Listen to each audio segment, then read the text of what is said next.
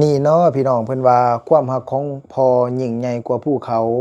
พ่อเพิ่นย่างลุยขี้ตมเนาะพี่น้องเนาะเพราะว่าทางขึ้นไปมันเป็นขี้ตมเพราะว่าน่าสิมีรถเพิ่นเที่ยวขึ้นไปเพิ่นแก่เครื่องขนเครื่องมาเนาะพี่น้องบัดฝนตกมันก็มีขี้ตม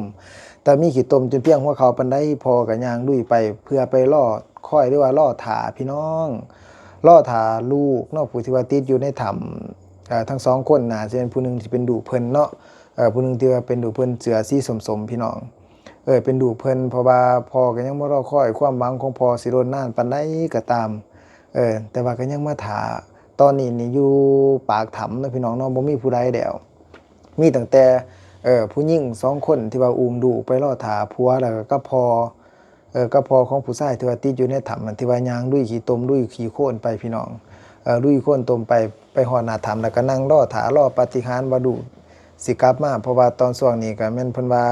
น้ำก็เริ่มลดลงแล้วเนาะนี่แหละพี่น้องเอ้ยความรักของพ่อพอเฮ็ดจังไดก็ตามเนาะสิดีหรือสิหายก็แม่นลูกของตัวเองถือว่าผ่านไปนี่25วันในการที่ว่าเพิ่นอยู่ในถ้ำเนาะเพิ่นติดอยู่ในถ้ำมันพี่น้องแต่ว่าพ่อก็ยังมีความหวังว่าลูกสิกลับมาลูกสิกลับมาหาพ่อถึงว่าสิเมื่อยสิลำบากปานใดก็ตามแต่หัวใจของพ่อนี่ยังเฝ้ารอคอยยังเฝ้ารอคอยท่าลูกเนาะ ลูกสิเป็นจั่งใดก็ตามเนาะพี่น้องเนาะบ่าวไส้เห็นภาพนี่แล้วโอ้ตื่นตันใจพี่น้องเอ้ยในความรักที่ว่าพ่อมีต่อลูกถึงว่าลูกชายสิเป็นแบบไรก็ตามว่าสิอยู่ในสถานะไรก็ตามตอนนี้เนาะบ่ฮู้ว่าสิมีลมหายใจอยู่บ่หรือว่าสิเป็นจังไดแต่ถ้าว่าสำหรับบ่าวไส้คิดพี่น้องคิดคือกันกับบ่าวไส้บ่เพราะว่าบ่าวไส้มาแต่บ้านเนาะพ่อใหญ่แม่ใหญ่ของบ่าวไส้เพิ่นก็ถามเกี่ยวกับคนที่ว่าติดอยู่ในถ้ำ พ่อใหญ่กับแม่ใหญ่ของบ่าวไส้เพิ่นได้เว้าว่า ถ้าว่าทั้งสองคนเนาะพี่น้องเนาะทั้งสองคนหั้นถ้าว่าติดแบบธรรมชาติระว่าจั่งซี้แหละระว่าถ้าว่าติดแบบธรรมชาติโดยที่ว่าบ่แม่นมีผีมีหยังมาบังตาหยังไว้หั้นน่ะผีบ่ได้เอาอยู่นำผีบ่บังไว้นี่แม่นตายระว่าจั่งซี้แหละเพราะว่าอ่าแม่นเสียชีวิตไปซะเพราะว่ามันโดนแล้ว25วันแล้วแต่ถ้าว่าคันผีบังระว่าจั่งซี้นะคันผีเสื่องหรือว่าผีเอาไว้แนวนี้แต่ว่าทั้งสองคนนี่ยังมีชีวิตอยู่ ถ้าว่าผีเสืองผีหยังหั่นน่ะว่าไปเอาของเขาแต่ว่าเขาเสืองเพราะว่าพ่อใหญ่ของบ่าวไส้เพิ่นก็เว้าสู่บ่าวไส้ฟังหั้นน่ะว่าเพราะว่าเพิ่นเห็นหลายๆคนเพราะพ่อใหญ่เพิ่นก็อายุ80ปลายปีเนาะพี่น้องเนาะพ่อใหญ่บ่าวไส้เมื่อบ้านมื้อนี้เพิ่นก็เว้าสู่ฟังหั้นนะบ่าวไส้ก็ฟังเพิ่นเว้าหลายคนที่ว่าเพิ่นเห็นที่ว่าผีเสือง7-8มื้อ7-8วันเขาก็เอามาส่งเห็นอยู่พ่อใหญ่แล้วว่าเขาผู้ที่ว่าถือผีเสืองเห็นคนไปนำหาอยู่แต่ว่าเอิ้นเขาบ่ได้ยิน เขาแนมบ่เห็นเฮาบ่าวไส้ก็เลยเว้าสวนพ่อใหญ่บ่าวไส้ไปว่ามันแม่นติเขาผีเสือง7-8วันอันนี้มัน25วันน่ะได้พ่อใหญ่ติดอยู่ในถ้ำพู้นอากาศก็หนาวแต่ว่าพ่อใหญ่แล้วก็ว่าคันว่าแม่นผีก็คือสิยังมีชีวิตอยู่แต่ว่าสำหรับบ่าวไส้ก็ภาวนาให้เป็นแบบนั้นเนาะบ่าวไส้คือเห็นใจของพ่อของผู้เป็นพ่อพี่น้องผู้เป็นพ่อที่ว่าไปรอเฝ้าลูกรอเฝ้าคอยคอยลูกสิกลับมาบ่ว่าสิเป็นผู้เป็นพ่อผู้เป็นเมียเช่นเดียวกันเนาะ อุ้มลูกไปท่าผัวมื้อหนึ่งคิดว่าสิมีปาฏิหาริย์น้ำบกแล้วทั้งสองคนนั่นสิคอยคลานออกมาคิดว่าจังซั่นแต่ว่าปาฏิหาริย์นั้นสิมีจริงหรือบ่ก็มารอติดตามไปนำกันเนาะแต่ว่าตอนนี้ยังบ่ทันมีวี่แววหยังเลยเนาะพี่น้องเนาะฉะนั้นเราก็คอยมาติดตามไปนำกันก็มีข่าวดีว่าทั้งกู้ภัยฝั่งไทยเนาะเพิ่นว่าสิกลับขึ้นมาอีกรอบ2สิเป็นจังไดเพิ่นว่าก็อยากให้เฮ็ดให้เห็นอยากให้เห็นสิเป็น สิเสียชีวิตแล้วเนาะสิเป็นศพก็ตามพี่น้องสิเป็นศพก็ตามแต่เพิ่นก็อยากเห็นว่าซั่นซะถ้าว่ายังมีชีวิตอยู่ก็ถือว่าเป็นปาฏิหาริย์ของเฮาเนาะเฮาก็ดีใจนำเนาะก็ขอภาวนาให้เพิ่นยังมีชีวิตอยู่รอดปลอดภัยคือดังกับหมอดูหมอเราหรือว่าหลายๆคนที่ว่าเว้าเนาะสิ่งที่ว่าตาแนมบ่เห็นก็ขอให้เพิ่นยังมีชีวิตอยู่ว่าซั่นซะถ้าว่าเพิ่นยังมีชีวิตอยู่คือเขาเว้าเบิดทุกคนเนาะบ่ว่าสิเป็นเฒ่ามืดบ่หรือว่าเจ๊หน่อมมันยังเว้าหั่นน่ะแต่ว่าเพิ่นไปเบิ่งตามความเชื่อพี่น้องก็ขอให้เพิ่นมีชีวิตอยู่บ่าวไสก็คันเพิ่นมีชีวิตอยู่ก็บ่าวไสก็ย่อมือสาธุนำเนาะเพราะว่าดีใจนำครอบครัวเพิ่นก็บ่ได้เป็นอ้ายน้องอิหยังทั้งบ่าวไสหรอกแต่ว่าบ่าวไสเห็นข่าวเนี่ยก็เฮ็ดคิดอีโตนโดยเฉพาะผู้เป็นเมียเนี่ยพี่น้องอุ้มลูกรอท่าผัวหั่นนะอุ้มลูกน้ำตาไหลให้ตอนที่ว่ากู้ภัยเพิ่นกลับเมื่อบ้านเพิ่นแฮงบ่าวไสแฮ่งใจคอยนำเบิ่งน้ำตาไหลเลยบ่าวไสฮะมันรู้สึกว่าอีโตนแฮงว่าซั่นซะอีโตนเพิ่นถือผู้ใดก็บ่ดีถือเพิ่นก็บ่ดีถือเฮาก็บ่คักพี่น้องเรื่องแบบนี้เนาะมีผู้ใดที่ว่าภาวนาอยากให้เกิดขึ้นหั้นนะ แต่ว่าสิ่งนี้มันก็เกิดขึ้นไปแล้วเนาะพอนี่ไปนั่งถาเบิดมือถือห่อเขาไปนั่งถายางด้วยขี้ตมด้วยคนนี่คือหัวใจของผู้เป็นพ่อมานั่งถาลูกชายอยู่ปากถ้ำคันสิเข้าไปก็เข้าไปบ่ได้ยังมีน้ำอยู่เพิ่นก็สินั่งรอถาอยู่นอกนั่นแหละพี่น้องเอ้ยนี่บ่าวไส้มีคำก่อนที่เพิ่นเขียนเกี่ยวกับพ่อที่ไปรอถาอยู่ปากถ้ำบ่าวไส้อ่านแล้วโอ้ยเนาะบ่าวไส้จะแม่นต่ำใจว่าซั่นซะการค่อยถาเพิ่นว่าอยู่หน้าถ้ำพี่น้องเพิ่นเขียนมาเนาะมานิวรณ์พรหมดิษฐ์เพิ่นเขียนบ่าวไส้สิอ่านสู่ฟังเด้อพี่น้องเด้ออันนี้มันเป็นภาษาลาวเนาะพี่น้องเนาะเป็นภาษาลาวบ่าวไส้สิอ่านภาษาลาวเป็นคำกรที่เพิ่นเขียนพอนอนนั่งค่อยถาดูอยู่ปากถ้ำบ่าวไส้ได้ยินแล้วใจค่อยใจเงียงนำเด้อพี่น้องเอ้ยอ่านแล้วบ่าวไส้สิมาตีความหมายสู่ฟังพี่น้องบ่าวไส้สิอ่านให้มันจบ เพิ่นว่าลูกเอ้ยจักแม่นฝากกันแกล้งสวรรค์โกรธโกธาหยังจักจึงกักขัง2 คนอยู่เน่าในถ้ำบ่เห็นแสงสูญอ่ำตาเว้นลำมืดบอดวันเดคืนมีหอดหูเห็นใดหลังก็คือตาเว้นกลางเว้นก็บ่เคยเห็นเหมือนกันกลางคืนก็บ่เคยเห็นคือกันกับคนตาบอดความหมายในตอนนี้เพิ่นว่าเอานะสวรรค์โกรธอีหยังเจ้าเด้เนาะลูกเนาะจึงมากักขังเจ้า2 คนอยู่ในถ้ำมืดมิดว่าซั่นซะบ่ฮู้ว่ากลางวันกลางคืนบ่ฮู้ว่าเวลานี้เวลาไหลบ่าวไส้อ่านแล้วโอ้รู้สึกว่าฟังหัวใจต่ำหัวใจเด้อนะความรู้สึกของบ่าวไส้นะจะแม่นสวรรค์ลงโทษอีหยังดุทั้ง2 คนเนาะดุทั้ง2 คนของพ่อคือมาเป็นแบบนี้วันใดคืนบ่เห็นบ่เคยเห็นว่าซะ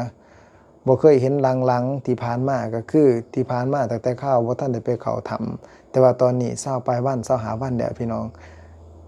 ยังมืดมิดอยู่ตลอดเวลาบทก่อนที่2เพิ่นเขียนว่าพอมานอนนั่งถาหวังว่าปาฏิหาริย์ไต่วาลานหน้าโคเพิ่นสิปล่อยโตต้นเจ้าหลายวันข้องค่อยเฝ้าให้คู่หาหอดคำหลายวันข้องค่อยเฝ้าในคู่หาหอดคำบ่เห็น2อ่อนหน่อยพอค่อยเฝ้าเป่าแป้นพอมานั่งค่อยถาว่าซะมานั่งเมื่อยนั่งแล้วก็นอนรอถาลูกชาย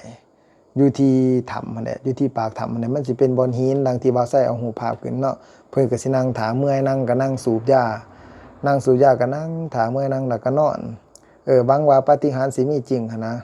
ว่าเมืองไต่วาลานสิปล่อยโตลูกชายมาแต่ว่าพอข้องค่อยมาหลายวันแล้วเพราะว่าขึ้นมาตามคู่หาตามภูเขาแต่พอขึ้นมาลุยขี้ตมลุยโค่นแต่ว่าก็ยังบ่ทันเห็น2อ่อนหน่อย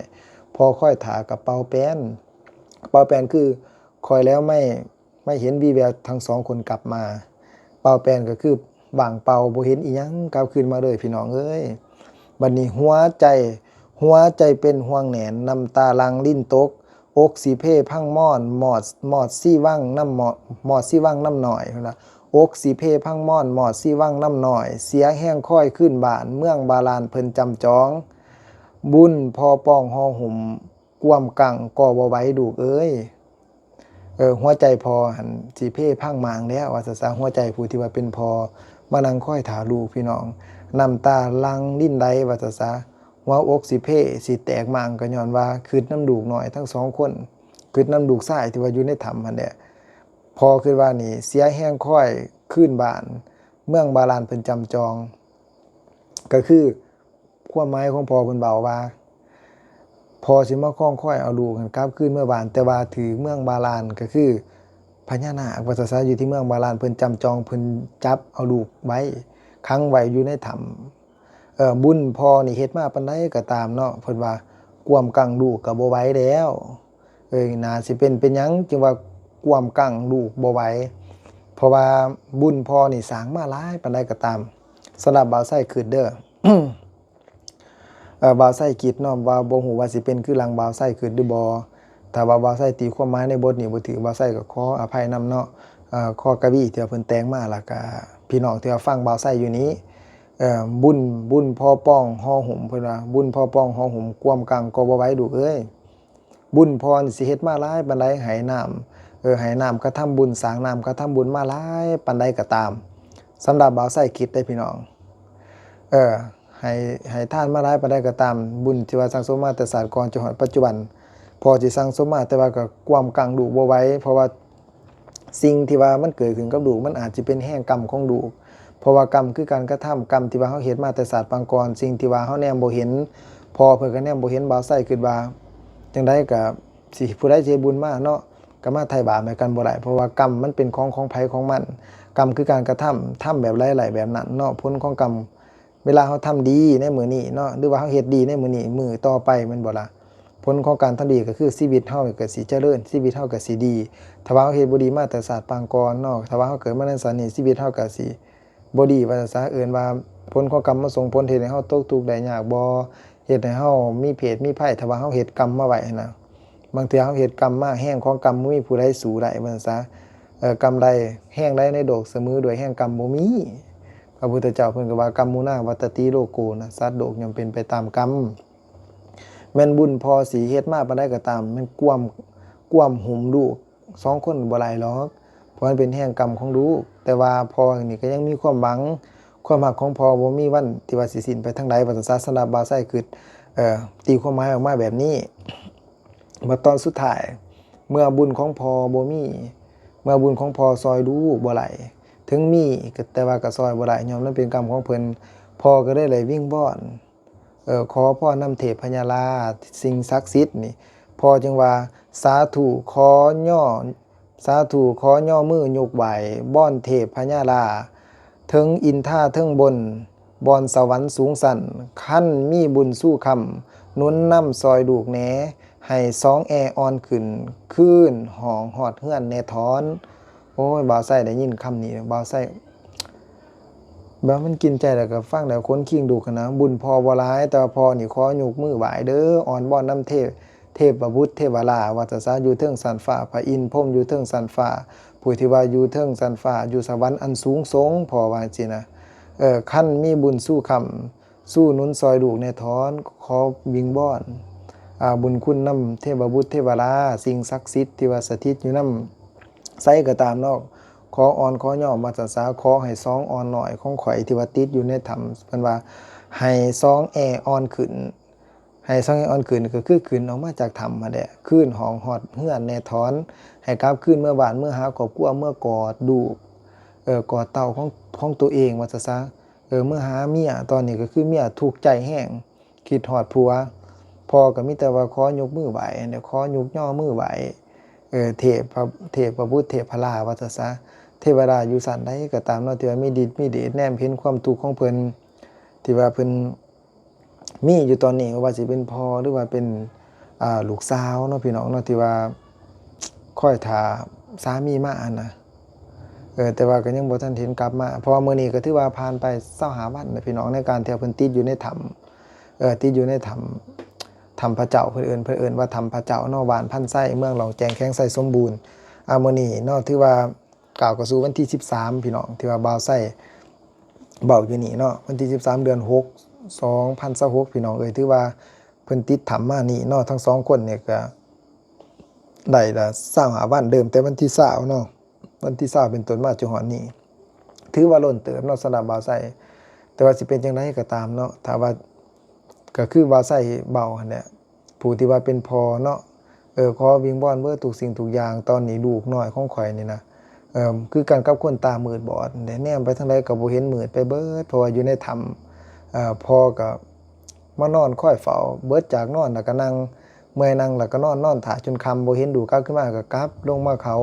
ลงจากภูเขายางพาขี้ต้มมาพี่น้องเอ้ยเพียงหัวเข่าย่างพากี่ต้มมาเพียงหัวเข่าพุ่นแต่ว่าพ่อก็สู้พ่อก็ส้นย้อนว่าความหักลูกพ่อว่าถึงว่าสิโดนบ่ได้ก็ตามความหวังของพ่อก็ยังคิดว่าลูกนั่นสิกลับคืนมาว่าซะลูกข่อยยังมีชีวิตอยู่ความหมายว่าพ่อคิดว่าแบบนั้นถึงว่าพ่อเสียบุญมาหลายปานใดเนาะก็ความกังลูกบ่ไหวเพราะมันเป็นแห่งกรรมของลูกแต่ว่าบุญพ่อถึงเสียมาหลายแต่ว่าซอยลูกบ่ไหลแต่พ่อก็ขอวิงวอนน้ำเทพบุตรเทวราที่ว่าอยู่เทิงสันฟ้าน้ำอินท่าธิราชผู้ที่ว่ามีหูทิพตาทิพบัดสันสารน้ำพระแม่ธรณีพ่อเพิ่นก็สิขอวอนไหว้ขอให้พระแม่ธรณีปกปักรักษาลูกเพิ่นทั้ง2คนก็ขอให้2อ่อนหน่อย2แออ่อนขึ้นบัดซะขึ้นมาจากถ้ำกราบขึ้นเมื่อเฮือนหาลูกหาเมียหาอ้อมกอดของพ่อของครอบครัวอันนี้บ่าวไส้เว้าถึงพ่อเนาะพี่น้องเนาะที่ว่ามีความรักมีความเป็นห่วงเป็นใยดุนะความหักหลายที่เท่ากับ พ่อกับแม่เพิ่นจังว่าบ่มีผู้ใดที่ว่าฮักเฮาเท่ากับพ่อกับแม่เฮาดอกพี่น้องเอ้ยถ้าว่ามันเกิดเหตุการณ์แบบนี้ขึ้นมาเนาะเฮาสิฮู้ได้เลยว่าพ่อแม่ฮักเฮาส่ำใดหน้าที่เป็นหน้าที่ตายบางครั้งบางเทื่อพ่ออาจสิร้ายหรือว่าพ่อแม่อาจสิร้ายสิลาเฮาเฮ็ดให้เฮาเกลียดก็ได้เนาะแต่ว่าเมื่อถึงเวลาที่ว่ามันวิกฤตถึงแก่ชีวิตหน้าที่เป็นหน้าที่ตายผู้ที่ว่าเป็นห่วงใยเฮาที่สุดบ่าวไส้บอกได้เลยว่ามีแต่พ่อกับแม่ของเฮาเท่านั้นเนาะมีแต่พ่อกับแม่ของเฮานั้นแล้วก็เมียคนที่ว่าเขาฮักแต่เขาคนที่ว่าเขาซื่อสัตย์แล้วก็จริงใจกับเฮาเนาะพี่น้องเนาะที่ว่าคอยคอยเฝ้าเฮาตลอดเวลาคือว่าทั้งสองคนนั้นสิกลับมาพี่น้องบ่าวไส้ก็ฝากให้เป็นกำลังใจเพิ่นเด้อพี่น้องเด้อทั้งสองครอบครัวแล้วก็ทั้งพ่อใหญ่เนาะที่ว่าไปคล้องท่าลูกชายเพิ่นนอนอยู่ที่ปากถ้ำบ่าวไส้ก็ขอวิงวอนนำเทพบุตรเทวดาสิ่งศักดิ์สิทธิ์ทั้งหลายเนาะพี่น้องเนาะมาปกป้องคุ้มครองขอให้ปาฏิหาริย์มีจริงเนาะถ้าว่าบุญบารมีเพิ่นยังมีอยู่เนาะแห่งของกรรมดุลน้อยถอยดวงก็ขอให้เพิ่นออกมาจากถ้ำในไวๆนี้เนาะพี่น้องเนาะบ่าวไส้ก็ขอฝากพี่น้องขอให้เพิ่นออกมาปลอดปลอดภัยFC ของเฮาเนาะฟังแล้วเป็นจังได๋ความรู้สึกที่ว่าบ่าวไส้เว้าในเรื่องนี้เนาะบ่าวไส้เห็นแล้วก็อยากเอามาเว้าเห็นหูพ้องเพิ่นไปนั่งท่าลูกชายอยู่ที่ปากถ้ำแล้วก็ไปนอนท่าเนาะพี่น้องเนาะบ่าวไส้ก็สิขอจบคลิปเพียงเท่านี้เด้อ